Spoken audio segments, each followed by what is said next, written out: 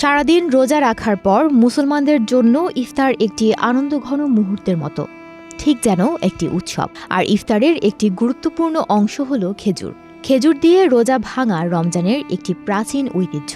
এটি শুধু একটি নির্দিষ্ট দেশের সংস্কৃতি নয়, বরং বিশ্বের বিভিন্ন স্থানে খেজুর দিয়ে রোজা ভাঙার নীতি প্রচলিত রয়েছে। কখনো কি ভেবে দেখেছেন রমজানের সময় খেজুর এত জনপ্রিয় কেন? রমজানের ইফতারে খেজুর খাওয়ার বিশেষ তাৎপর্য আসলে কি? মরু অঞ্চলেই খেজুর বেশি উৎপাদিত হয়। সৌদি আরবের প্রতিনিধিত্বকারী ফলই হল খেজুর। আরবরা প্রধানত খেজুর ও আরবি কফি দিয়ে আপ্যায়ন করেন।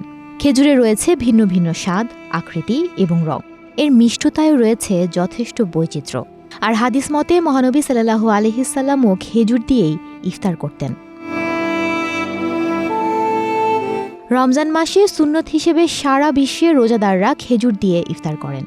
খেজুরের শুধু ধর্মীয় তাৎপর্যই নয়, এর বিশেষ কিছু পুষ্টিগুণও রয়েছে, যা রোজা ভাঙার জন্য এক আদর্শ খাদ্য হিসেবে বিবেচিত। খেজুরে প্রাকৃতিক মিষ্টির মধ্যে প্রধানত গ্লুকোজ, ফ্রুক্টোজ এবং সুক্রোজ থাকে, যা দ্রুত রক্তে চিনির পরিমাণ বাড়িয়ে শরীরে তাৎক্ষণিক শক্তি যোগায়। তাই সারাদিন রোজা রাখার পর খেজুর খেলে শরীর দ্রুত সতেজ এবং সবল হয়ে ওঠে। খেজুরে প্রচুর পানি থাকে, যা সারাদিন পানি না খাওয়ার ফলে শরীরে যেই ঘাটতি হয় তা পূরণ করে। শরীরে স্বাভাবিক কার্যক্রম বজায় রাখতে এবং রোজার সময় পানি শূন্যতা রোধ করতে সাহায্য করে খেজুর। খেজুরে বিদ্যমান চিনি সহজেই পরিপাকযোগ্য। সারাদিন রোজা রাখার পর খালি পেটে খেজুর খেলে পরিপাক সহজ হয়। পাকস্থলীতেও কোনো ধরনের জটিলতা হয় না।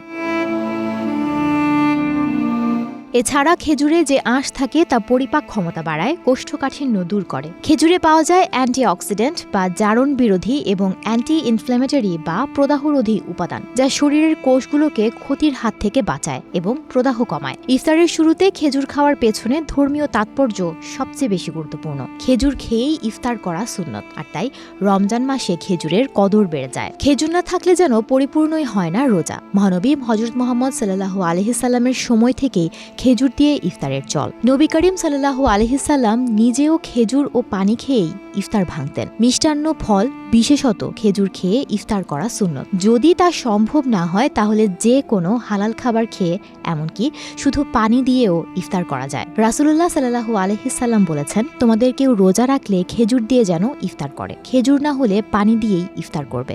নিশ্চয়ই পানি পবিত্র। সুমনা মুস্তাফা, প্রবাস খবর।